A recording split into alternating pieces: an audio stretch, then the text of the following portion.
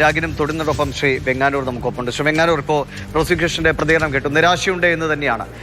ഇത്രയേറെ ഇപ്പോൾ കോടതി പറയുന്നുണ്ട്, സെൻസേഷണലൈസേഷൻ ഒരു തരത്തിലും കോടതി വിധിയെ ബാധിക്കുന്നതല്ല എന്ന് പറയുന്നുണ്ട്. പക്ഷേ ഇപ്പോൾ പ്രോസിക്യൂട്ടറുടെ ആ വാദമുണ്ട്, അത് നിരാശ പകരുന്നതാണ്, സമൂഹത്തിൽ തെറ്റായ സന്ദേശം നൽകുന്നതാണ്.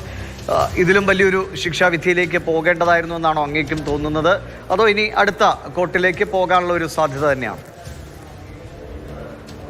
ഇദ്ദേഹം ഇത് ഫൗണ്ട് ഗിൽറ്റി എന്ന് പറയുമ്പോൾ തന്നെ നമുക്ക് എല്ലാവർക്കും പ്രതീക്ഷിക്കാവുന്ന മിനിമം ശിക്ഷയാണ് ബഹുമാനപ്പെട്ട കോടതി ഇപ്പോൾ വിധിച്ചിരിക്കുന്നത്. അപ്പോൾ അതിനൊരു കാര്യവും കാരണവും ആ ജഡ്ജ്മെൻറ്റിൽ പ്രതിപാദിച്ചിട്ടുണ്ടാവും. അപ്പോൾ അതൊന്ന് വായിച്ചു നോക്കാതെ ഇത്തരത്തിലൊരു ശിക്ഷ വിധിക്കാൻ കോടതി എന്ത് മാനദണ്ഡമാണ് സ്വീകരിച്ചത് എന്ന് പറയുക ശരിയല്ല. പിന്നെ അത് പ്രോസിക്യൂഷൻ്റെ പരാജയമാണോ എന്ന് ചോദിച്ചാൽ, എനിക്ക് അജയകുമാർ സാർ വളരെ പേഴ്സണലി അറിയുന്ന ആളാണ്. അപ്പോൾ അതുകൊണ്ട് ഞാൻ അദ്ദേഹം പേഴ്സണലായിട്ട് എടുക്കില്ല എന്നുണ്ടെങ്കിൽ എൻ്റെ ഒരു അഭിപ്രായം പ്രോസിക്യൂഷൻ്റെ പരാജയം തന്നെയാണ് എന്നുള്ളതാണ്.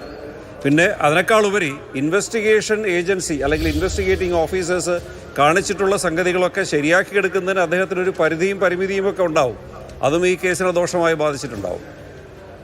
മിനിമം ഈ ഫർദർ ഇൻവെസ്റ്റിഗേഷന് പോയപ്പോഴെങ്കിലും യഥാർത്ഥത്തിലുള്ള ആളുകളെയും യഥാർത്ഥത്തിലുള്ള സംഗതികളെയും ഒക്കെ കൃത്യമായി കോടതിക്ക് മുമ്പിൽ കൊണ്ടുവരാൻ സെക്കൻഡ് ഫൈനൽ റിപ്പോർട്ടിലെങ്കിലും അവർക്ക് സെക്കൻഡ് ഫൈനൽ റിപ്പോർട്ട് മീൻസ് ഈ ഫർദർ ഇൻവെസ്റ്റിഗേഷൻ റിപ്പോർട്ടിലെങ്കിലും കഴിയണമായിരുന്നു. അതിന് പകരം ചില ആളുകളൊക്കെ ജയിലിൽ കിടന്നുപോയി എന്നുള്ളത് കൊണ്ട് അവരെ തൻ്റെ പ്രതികളാക്കി നിർത്തിയൊക്കെയാണ് ഇത്തരത്തിൽ ചെയ്തു കൂട്ടിയിട്ടുള്ളതെന്നാണ് ഒരു മിനിമം ഒരു പുറത്തു വന്ന വിവരങ്ങളിൽ നിന്നൊക്കെ നമുക്ക് മനസ്സിലാക്കാൻ കഴിയുന്നത്. ഇനി അതിൻ്റെ വിശദാംശങ്ങളൊക്കെ വിശദമായ ഒരു ചർച്ച ജഡ്ജ്മെൻറ്റിലുണ്ടാവും. അത് വായിച്ചു കഴിഞ്ഞാൽ എനിക്ക് ഇദ്ദേഹത്തിൻ്റെ ചോദ്യത്തിനുള്ള മറുപടി കൃത്യമായി പറയാൻ കഴിയും.